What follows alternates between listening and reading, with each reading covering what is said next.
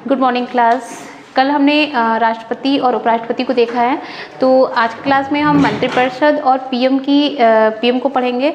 तो मंत्रिपरिषद को जब हम लेके चलेंगे तो हम देखेंगे कि मंत्रिपरिषद कैसे कार्य करती है और मंत्रिपरिषद पे लोकसभा अपना अंकुश कैसे रखती है।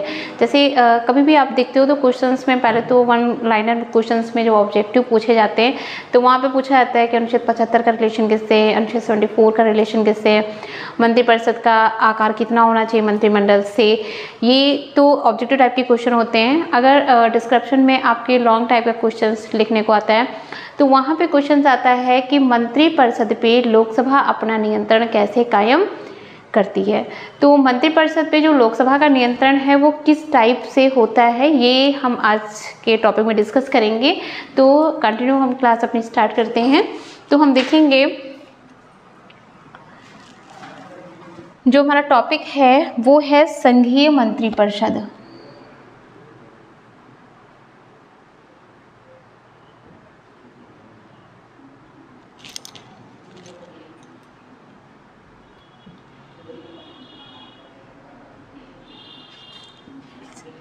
संघीय मंत्री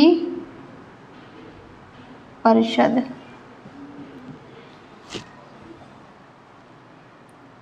टॉपिक जो हमारा है वो है संघीय मंत्री परिषद। तो आपको पता है कि जो संघीय मंत्री परिषद है तो जैसे बोला गया है कि राष्ट्रपति के कार्यों को करने के लिए उसकी एक मंत्री परिषद होगी उसके कार्यों को करने के लिए। तो अनुच्छेद 74 का रिलेशन किससे है, मंत्रिपरिषद से रिलेशन है। अनुच्छेद 74 का रिलेशन किससे है, मंत्रिपरिषद से रिलेशन है। तो मंत्रिपरिषद का किस में वर्णन है, 74 में वर्णन है। फिर उसके बाद हम देखेंगे कि जो आपकी जो मंत्रिपरिषद है, इस मंत्रिपरिषद का हेड जो होता है वो आपके पीएम होते हैं। मंत्रिपरिषद के जो हेड है उनका वर्णन किस में है, उनका वर्णन है अनुच्छेद 75 में। तो अनुच्छेद 75 कहता है कि पीएम की नियुक्ति करेंगे, कौन करेगा, राष्ट्रपति करेंगे। ठीक है, तो पीएम की नियुक्ति राष्ट्रपति करेंगे। अब आपका जो क्वेश्चन होता है वो ये होता है, आपका जो क्वेश्चन पूछा जाएगा वो ये पूछा जाएगा कि किस अनुच्छेद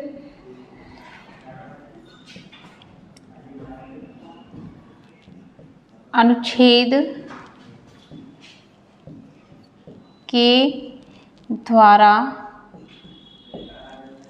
पीएम की नियुक्ति की जाती है तथा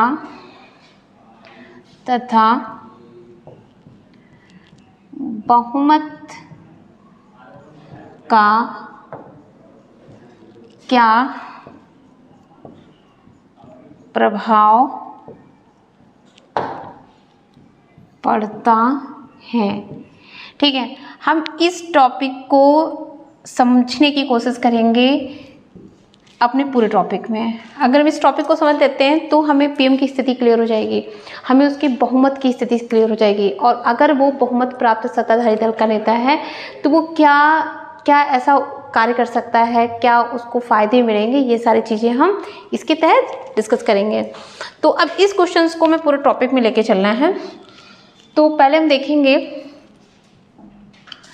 कि अगर आपके जो लोकसभा है,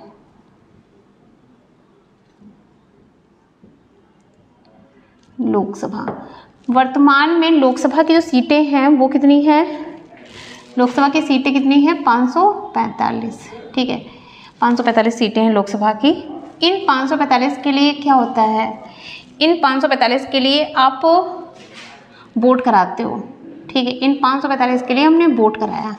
अब जब इन 545 में हमने वोट कराया तो मान लीजिए कि इनमें वोट करने में आपके 3 कैंडिडेट खड़े थे।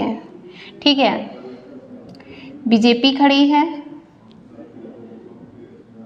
कांग्रेस खड़ी है और आपकी सपा खड़ी है। ठीक है, ये तीनों क्या हैं, ये तीनों आपके वोट करा रहे हैं, ये तीनों इलेक्शन में खड़े हैं। तो इलेक्शन में तीनों खड़े हैं और उस कंडीशन में मान लीजिए कि इसको 50% वोट मिल गए, ठीक है, और इसको 20% मिलते हैं और इसको 10% मिल रहे हैं। तो इनको 50% मिले, ये क्या हो गया, ये पूर्ण बहुमत के साथ में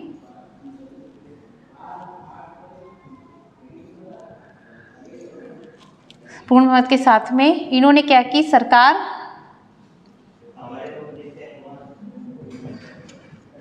बना ली। ठीक है, इन्होंने पूर्ण बहुमत के साथ सरकार बना ली। तो अभी जब इन्होंने पूर्ण बहुमत के साथ सरकार बनाई तो इनका विपक्ष कितने का होना चाहिए। मान लीजिए कि एक मिनट, ये मान लो कि इनको वोट जो मिले हैं वो 65% तक मिले हैं। ठीक है, अब इनका विपक्ष नहीं है, इनका कोई भी विपक्ष, उस कंडीशन में इनका विपक्ष कितना होना चाहिए, विपक्ष 10% होना चाहिए। विपक्ष कितना परसेंट होना चाहिए, 10% होना चाहिए।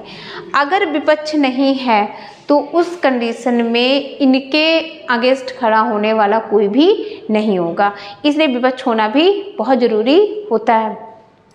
लेकिन होता क्या है कि अगर इनका पूर्ण बहुमत है तो उस कंडीशन में इनका पूर्ण बहुमत में इनको सीटें बहुत ज़्यादा मिली, इनके विपक्ष में 10% भी सीटें नहीं हैं। तो इनके विपक्ष में 10% भी लोग नहीं हैं जो इनका विपक्ष में खड़े हो सकें। तो उस कंडीशन में इनके खिलाफ कोई भी मुद्दा नहीं उठा पाता है और इसीलिए पूर्ण बहुमत के इन्हें बहुत फ़ायदे होते हैं कि कोई भी बात कहने पे विपक्ष में आर्गुमेंट्स होते हैं लेकिन उस पर कोई लीगल कार्रवाई नहीं हो पाती है, क्योंकि अगर अविश्वास प्रस्ताव भी पुटअप करना है तो 10% लोगों का समर्थन उसके लिए भी आवश्यक है और इनके पास 10% विपक्ष में नहीं है। ठीक है, तो बहुमत प्राप्त में ये अपनी बात को पूर्ण बहुमत से कह लेंगे और उस पर किसी भी तरह का कोई भी टीका टिप्पणी नहीं होगी अगर इनका पूर्ण बहुमत है। ठीक है, तो ये आपके जो लोकसभा में मान लीजिए कि बीजेपी की सरकार बनी, अभी यहाँ पे जो व्यक्ति हैं जैसे ये जो आपके हैं ये मान लीजिए नियुक्त किए गए, तो अभी ये जो बने तो इनको शपथ किसने दिलाई, इनको शपथ जो है वो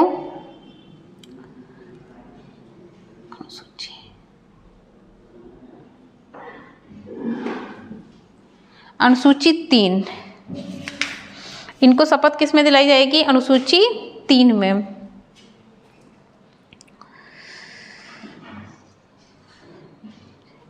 ठीक है, अनुसूची 3 में इनको, अनुसूची 3 के तहत इनको शपथ दिलाई गई। तो अनुसूची 3 के तहत इनको शपथ कौन दिलाएगा, इनको अनुसूची 3 के तहत शपथ दिलाएंगे राष्ट्रपति। कौन दिलाएगा शपथ, इनको कौन दिलाएगा, राष्ट्रपति। ठीक है, तो राष्ट्रपति ने इनको शपथ दिला दी अनुसूची 3 के तहत। अब आपके जो ये मतलब कि पीएम है, ये पीएम अपना कार्य करने के लिए क्या करेंगे,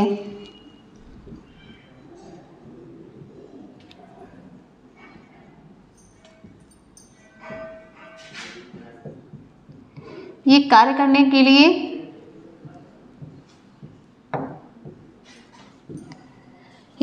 के लिए क्या करेंगे,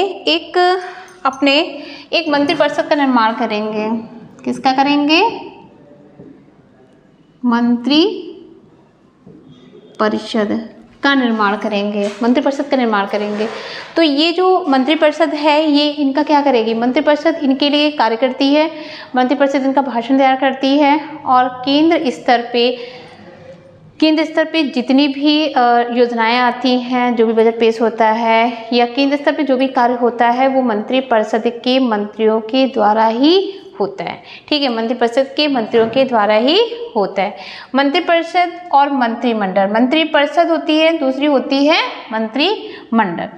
तो जैसे ये आपकी क्या है, यहाँ पे बीच में पीएम है और ये आपका क्या है,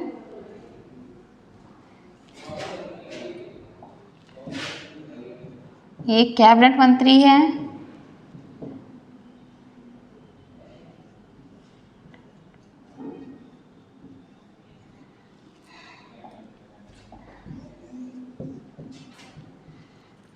ये राज्य मंत्री हैं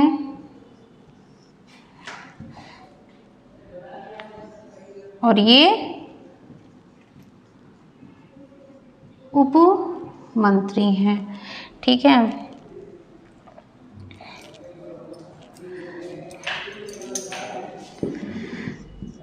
मंत्रिपरिषद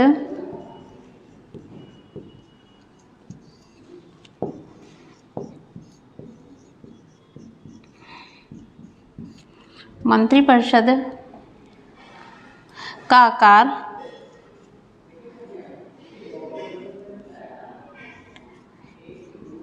91 संविधान संशोधन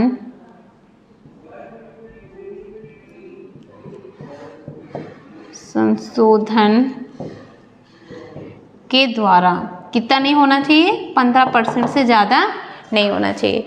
यानी कि 91 संविधान संशोधन के द्वारा जो मंत्रिपरिषद की स्ट्रेंथ है वो 15% से ज़्यादा नहीं होनी चाहिए। 15% से कम हो सकती है लेकिन उससे ज़्यादा नहीं होनी चाहिए 15% से। ठीक है, तो ये किस में कहा गया है, ये आपका 91 संविधान संशोधन के तहत कहा गया है। ठीक है, इसके तहत कहा गया है। अब आपकी जो मंत्रिपरिषद के सदस्य होते हैं वो 3 टाइप के होते हैं। सबसे पहले कैबिनेट मंत्री होते हैं, दूसरा आपका राज्य मंत्री होता है और तीसरा आपका उप मंत्री होता है। कैबिनेट मंत्री वो मंत्री होते हैं जिनके पास अपना स्वतंत्र प्रभार भी होता है।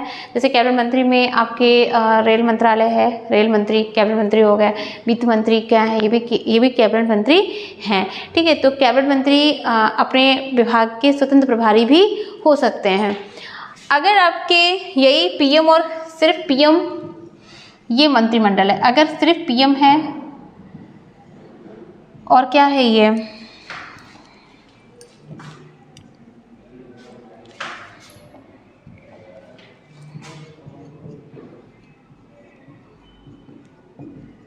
कैबिनेट मंत्री, तो इसको क्या बोलते हैं, मंत्रिमंडल बोलते हैं। इसको क्या बोलते हैं, मंत्रिमंडल, इसको मंत्रिमंडल बोलते हैं। ठीक है, मंत्रिमंडल आकार में छोटी होती है, मंत्रिपरिषद आकार में बड़ी होती है।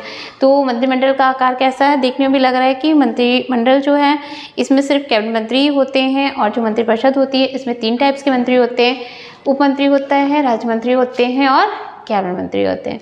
तो कहने का मतलब ये है कि जो आपके क्वेश्चन पूछा जाएगा, कैसे पूछ सकते हैं कि क्या मंत्रिमंडल आकार में मंत्रिपरिषद से छोटी होती है, तो उस केस में मंत्रिपरिषद आकार में छोटी होती है। आलोचनात्मक वर्णन करते हुए आप बोल सकते हो कि इसमें मंत्रिपरिषद और राज्य मंत्री तथा उप मंत्री भी शामिल होते हैं, जिसके आधार पे कैबिनेट मंत्री जो सिर्फ मंत्रिमंडल में शामिल है वो छोटी होती है और मंत्रिपरिषद जो होती है वो आकार में बड़ी होती है। तो इसके बाद देखेंगे, अभी मान लीजिए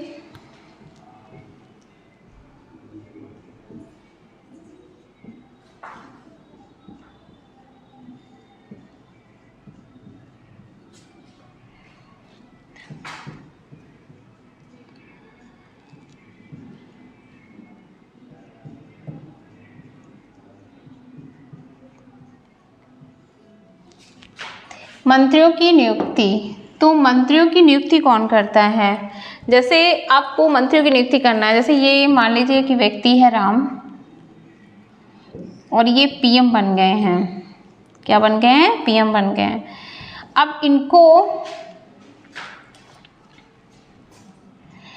मंत्रिपरिषद का गठन करना है। ठीक है, तो इनको मंत्रिपरिषद का गठन करना है राम को, और जो ये मंत्रिपरिषद है इसमें इनको 15% मेंबर लाने हैं। इनको कितने परसेंट लाने हैं, 15% मेंबर लाने हैं। अभी 15% में क्या करेंगे, मान लीजिए कि इनके फ्रेंड हैं। कौन फ्रेंड है इनका फ्रेंड है महेश,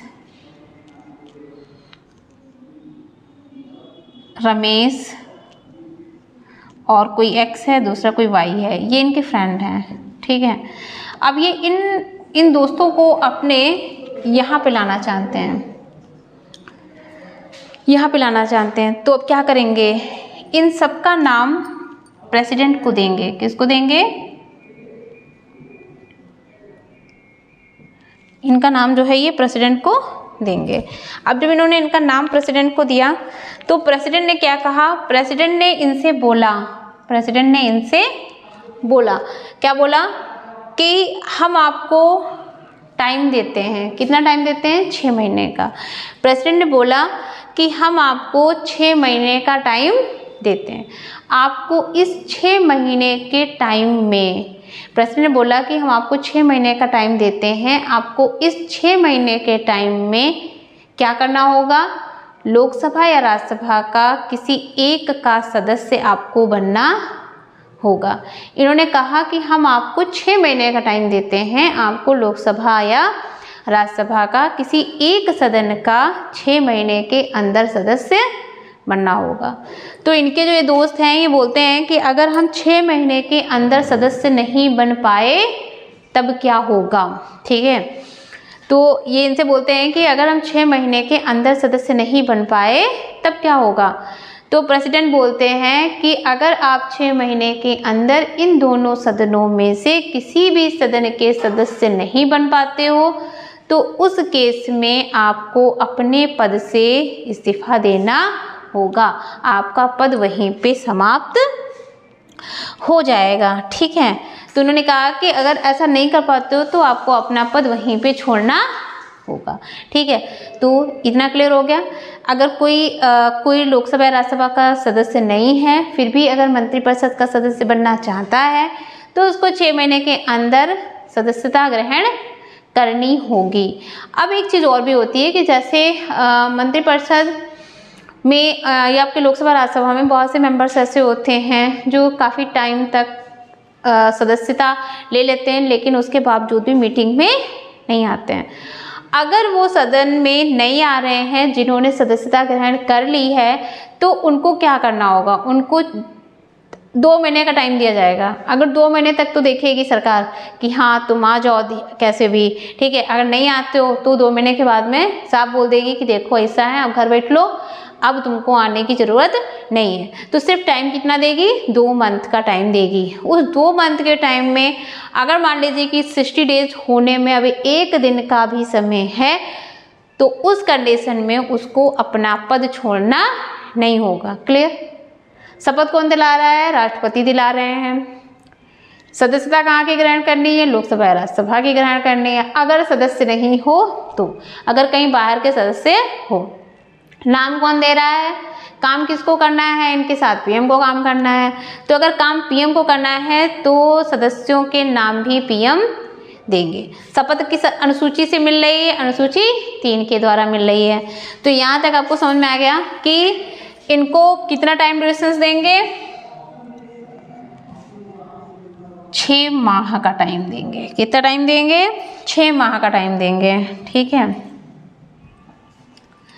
6 माह में इनको क्या कराना है? इनको इलेक्शन करा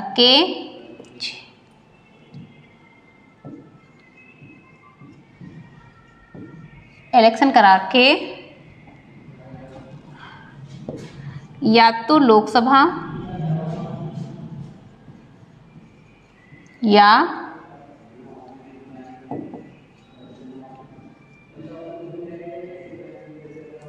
राज्यसभा, इनमें से किसी एक का सदस्य बन जाना है। ठीक है, तो यहाँ तक आपने समझा कि कैसे इसके सदस्यों को नियुक्ति मिल रही है। अब हम देखेंगे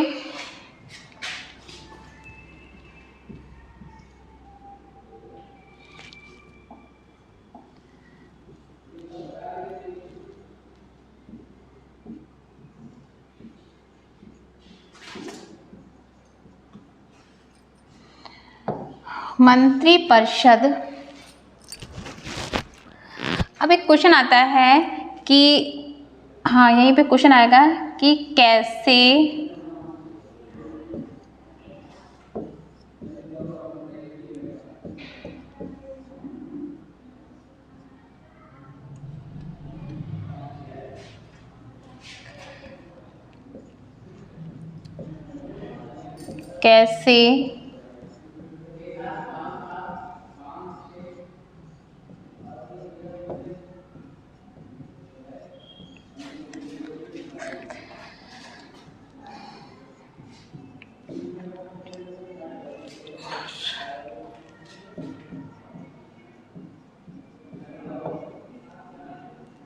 कैसे मंत्रिपरिषद और प्रेसिडेंट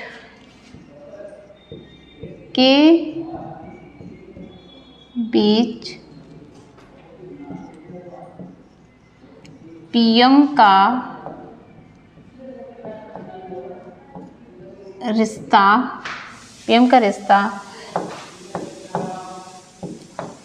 एक अहम भूमिका निभाता है। तो आपका जो क्वेश्चन है वो ये है कि कैसे मंत्रिपरिषद और प्रेसिडेंट के बीच पीएम का रिश्ता एक अहम भूमिका निभाता है। इनके बीच में एक सेतु का काम करता है पीएम। कैसे करता है अब आप इसको समझेंगे। जैसे यहीं पे अगर हम देखेंगे तो ये हमारे प्रेसिडेंट हैं,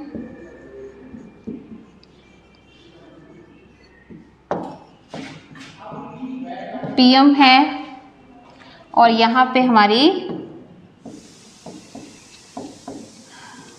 मंत्री परिषद है।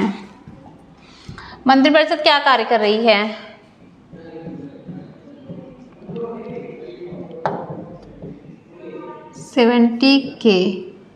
अनुच्छेद 78 के द्वारा मंत्रिपरिषद अपने कार्यों का विवरण देगा। किसको देगा मंत्रिपरिषद अपने कार्यों का विवरण?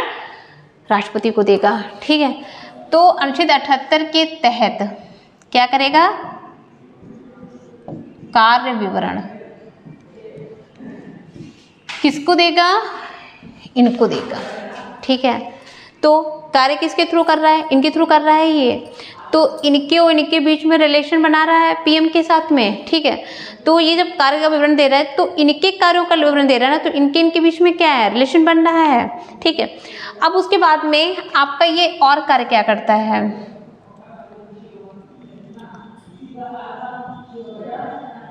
भाषण बनाना,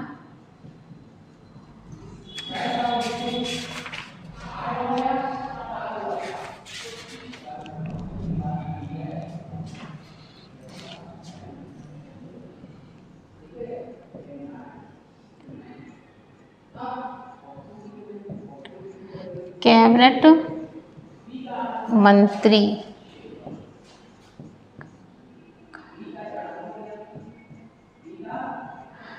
मंत्री का कार्य करना,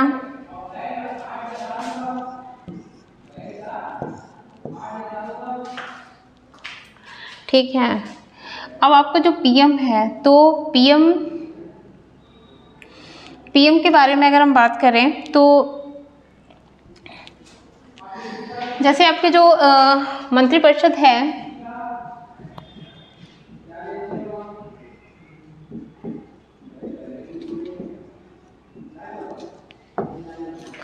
मंत्रिपरिषद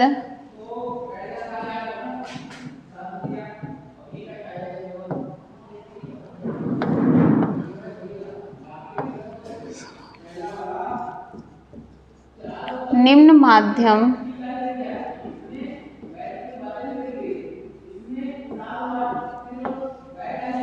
माध्यम से अंकुश लगा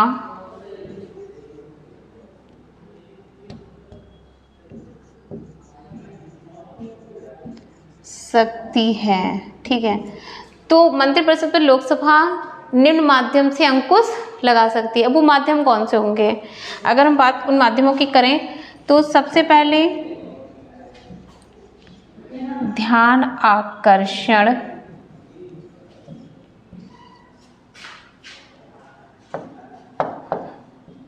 प्रस्ताव, दूसरा कटौती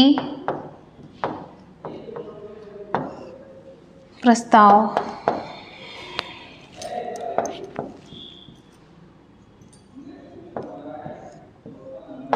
निंदा प्रस्ताव,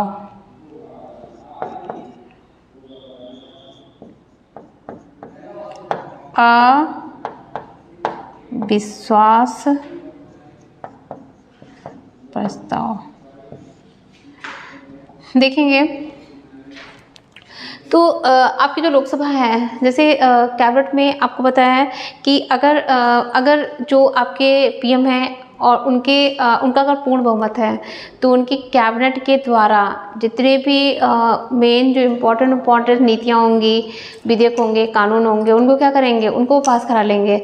तो अगर वो मेन चीज़ों को ऐसे ही पास करा लेंगे तो उन पे किसी भी तरह का कोई भी अंकुश नहीं होगा।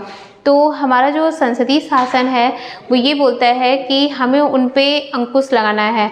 तो अगर हमें उन पे अंकुश लगाना है तो उस केस में जो आपकी लोकसभा है वो अंकुश का माध्यम उसके पास क्या है, सबसे पहले वो ध्यान आकर्षण प्रस्ताव को पुटअप कर देगी और ध्यान आकर्षण प्रस्ताव के माध्यम से क्या करेगा कि कैबिनेट मंत्री जो हैं उनका ध्यान आकर्षित करने को उस प्रस्ताव के लिए बोलेगी।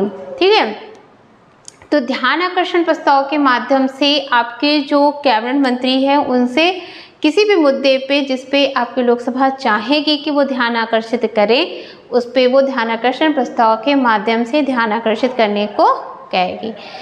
अभी अगर कटौती प्रस्ताव, जैसे कभी कभी होता है कि कोई भी वित्त विधेयक वगैरह जो है वो पास हुआ तो उसमें कटौती प्रस्ताव के माध्यम से आपकी लोकसभा कटौती कर देगी और कटौती अगर वो कर देती है तो उस कंडीशन में आपका जो वो विधेयक होगा, जो आपका कानून होगा वो फेल हो जाएगा और तब आपकी जो सरकार है उसको इस्तीफा भी देना पड़ जाएगा। कटौती प्रस्ताव की 3 टाइप्स की होती हैं।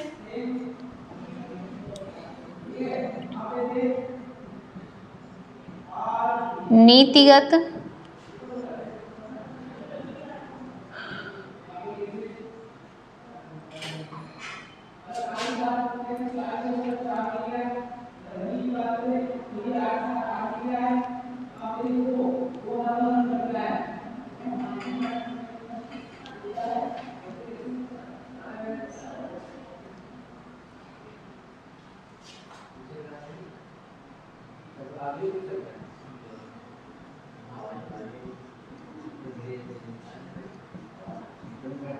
नीतिगत, अर्थकृति और प्रतीक कटौती। इन कटौतियों के माध्यम से सरकार निंदा कर सकती है सरकार की नीतियों की। ठीक है, तो अगर ऐसी कोई कटौती प्रस्ताव पेश करता है तो उस केस में सरकार को इस्तीफा देना पड़ जाता है। अविश्वास प्रस्ताव, अविश्वास प्रस्ताव के माध्यम से ये दिखाया जाता है कि सरकार पे लोकसभा या और सदस्यों को उस पर भरोसा नहीं है। अगर अविश्वास प्रस्ताव लोकसभा में पुटअप हो जाता है तो उस केस में अगर ये पास हो गया तो सरकार को इस्तीफा देना पड़ता है। इन माध्यमों के द्वारा आपकी जो लोकसभा होती है वो क्या करती है, वो इन पे अंकुश लगाती है। ठीक है, तो लोकसभा अंकुश कैसे लगाती है, ध्यान आकर्षण प्रस्ताव, कटौती प्रस्ताव, निंदा प्रस्ताव और अविश्वास प्रस्ताव, इन प्रस्तावों के माध्यम से सरकार कटौती लगाती है। अब हम आते हैं कि मंत्रिपरिषद में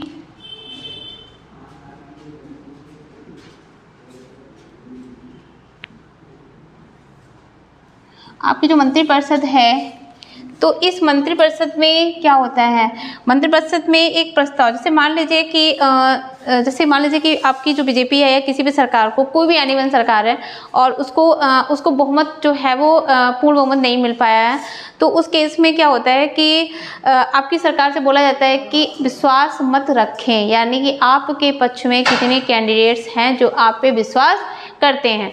तो विश्वास मत जब रखने को बोला जाता है तो विश्वास मत मंत्रिपरिषद में सरकार रखती है, मंत्रिपरिषद में विश्वास मत रखती है। अगर विश्वास मत पास हो जाता है तो उस केस में सरकार जो होती है वो बन भी जाती है।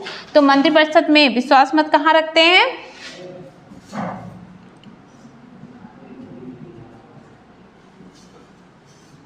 विश्वास प्रस्ताव कहाँ रखा जाता है, मंत्रिपरिषद में, ये आपके मंत्रिपरिषद में रखा जाता है।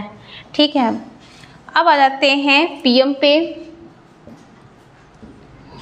तो अनुच्छेद आपकी जो पीएम की योग्यता है, तो अगर हम इनकी योग्यता की बात करें तो योग्यता में क्या होना चाहिए, निवासी होना चाहिए, कहाँ का,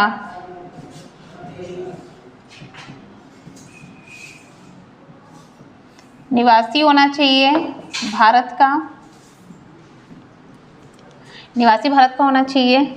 जो एज है वो इनकी कितनी होनी चाहिए, 25 ईयर इनकी एज होनी चाहिए।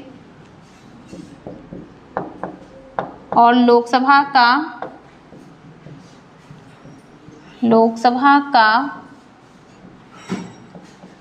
प्रत्याशी चुना जाए ऐसा होना चाहिए। अगर ये क्वालिफिकेशन है तो उस आधार पे इसको पीएम के पद पे चुना जा सकता है। भारत का निवासी हो, 25 ईयर हो और लोकसभा का प्रत्याशी चुने जाने योग्य हो। ठीक है, ये सारी क्वालिफिकेशंस उनके अंदर होनी चाहिए। अब आ जाते हैं आपका जो लोकसभा है,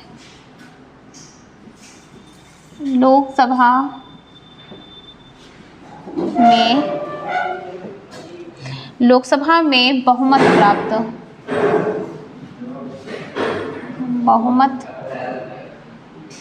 प्राप्त दल का नेता। ठीक है, तो जो पीएम होते हैं ये हमारे लोकसभा में बहुमत प्राप्त दल के नेता होते हैं। ठीक है, बहुमत प्राप्त दल के नेता को पीएम बनाया जाता है। अब इनकी नियुक्ति कौन करता है, तो इनकी नियुक्ति कौन करता है, प्रेसिडेंट। नियुक्ति कौन करेगा इनकी जो नियुक्ति है वो करते हैं प्रेसिडेंट। ठीक है, प्रेसिडेंट के द्वारा ये नियुक्त किए जाते हैं। ठीक है, जिसका बहुमत दल, जो बहुमत दल का नेता होता है उसको प्रेसिडेंट क्या करते हैं, उसको नियुक्त करते हैं। ठीक है, प्रधानमंत्री को नियुक्त करते हैं। अभी प्रधानमंत्री के बारे में एक दो क्वेश्चंस कल की क्लास में हम और देखेंगे। अभी इस क्लास में हम बस इतना ही क्लोज कर देंगे और कल हम प्रधानमंत्री से रिलेशंस में क्वेश्चंस करेंगे और इसके प्रधानमंत्री को थोड़ा डिस्कस करेंगे, मंत्रिपरिषद को दोबारा और डिस्कस करेंगे। ठीक है, वो कल की क्लास में करेंगे। आज की क्लास में बस इतना ही।